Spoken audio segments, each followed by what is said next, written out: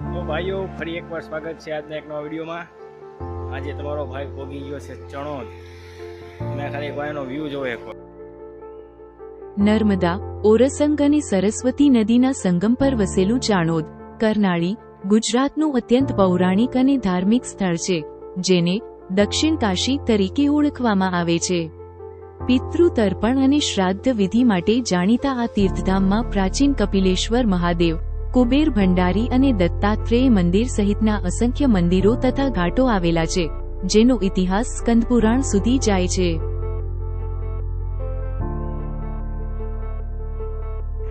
હરિદ્વાર જાઓ, અહીં સ્નાન કરવાથી પુણ્ય મળે। વૃંદાવન જાઓ, યમુનાજીનું પાણી પીવાથી પુણ્ય મળે।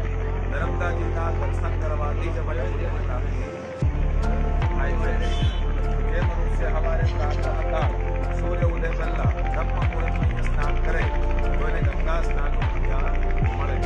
જે મનુષ્ય મધ્યાહન કાળ થાય, મધ્યાહન કાળમાં સ્નાન કરે, ભારતમાં જે મુક્ત સરસ્વતી એટલે છે કુરુક્ષેત્રમાં એનું પુણ્ય મળે। આપણે મધ્યાહન કાળ નામથી પ્રાપ્ત થાય। જ્યારે સૂર્ય આથમતો હોય અને ત્યારે એ સ્નાન કરીએ તો ભારતમાં 68,000 તીર્થ બનાવે। એક તીર્થનું પુણ્ય મળે આપણને હાજર નામથી પ્રાપ્ત થાય। અને રાત્રે સ્નાન કરો તો સાક્ષાત નર્મદામાં પુણ્ય મળે આપણને પ્રાપ્ત થાય છે।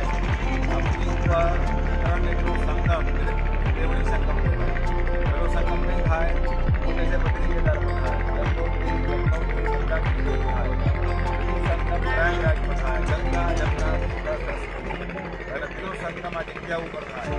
નર્મદા નદી, ઓરસંગ નદી, નદીના નદી બધા સરસ્વતી તો જે સંગમ થાય એ સંગમને પૂરીને જ મોક્ષ નદી કહેવામાં આવે છે।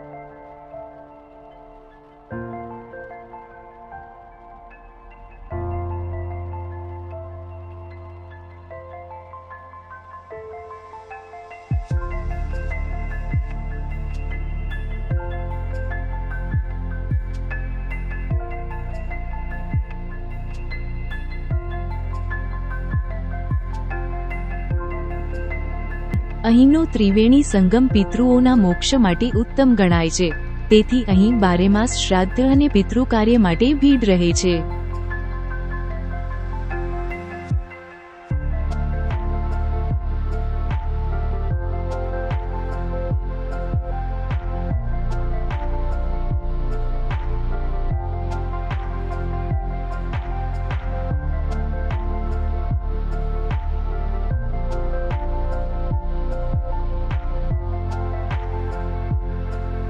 એક પૌરાણિક ઇતિહાસ। ચાણોદનો ઉલ્લેખ સ્કંદપુરાણના રેવાખંડમાં જોવા મળે છે। પૌરાણિક માન્યતા મુજબ આ સ્થળ વિષ્ણુ ભગવાને રેવા, નર્મદા ના ઉત્તર તટે નિર્માણ કરેલું ગુહ્ય તીર્થ છે। 2. દક્ષિણ કાશી। કાશીમાં મળતી મુક્તિ જેવું જ ફળ અહીં મળતું હોવાથી તેને દક્ષિણ કાશી કહેવાય છે।